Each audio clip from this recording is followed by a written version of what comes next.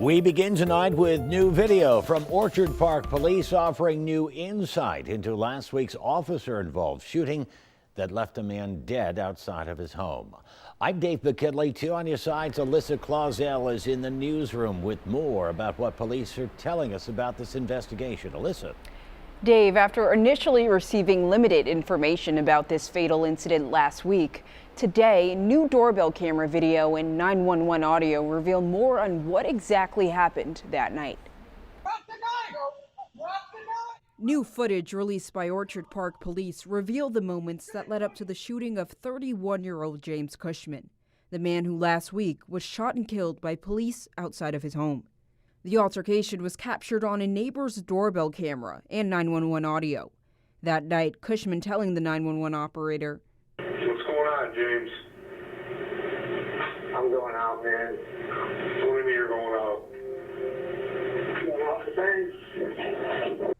Cushman had been arrested previously by Orchard Park Police for mental health-related incidents, and when officers arrived to that scene that night, they were met with the suspect outside holding a knife. The first officer repeatedly orders Mr. Cushman to drop the knife. Mr. Cushman then states, "You should have shot me, dude." The situation quickly escalating as a third officer arrives. Cushman, still armed with a knife, charges at officers for a third time. That is when 8 shots are fired towards the suspect. They again attempt to tactically retreat south to the rear of the police cars as Mr. Cushman rapidly closes the distance between them. At this point, both officers fire their sidearms. Once the officers see Mr. Cushman drop the knife he was holding, no additional shots are fired.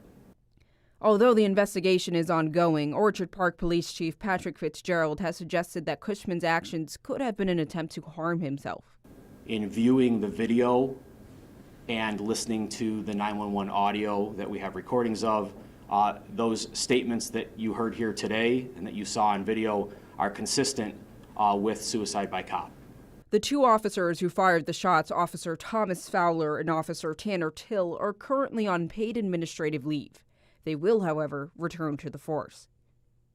I have determined that the officer's conduct is consistent with the justification provisions of the New York State penal law and that there were no violations of the OPPD operating procedures.